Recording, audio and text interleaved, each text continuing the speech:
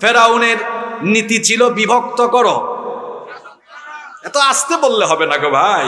বিভক্ত করো, শাসন করো, বিভক্ত করো, শাসন করো।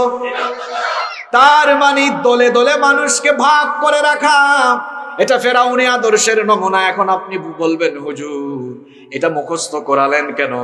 শুনেন, ফেরাউন কেন তার এলাকার লোকদেরকে দলে দলে ভাগ করে রেখেছিল?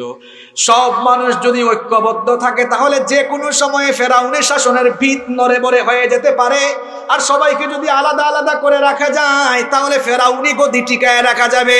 এই জন্য ফেরাউন বিদায় হলেও ফেরাউনের উত্তরসূরিরা গোটা দুনিয়ায় এখনো আছে, যারা ফেরাউনি গদি টিকায় রাখার জন্য এখনো মানুষগুলোকে দলে দলে ভাগ করে রাখে।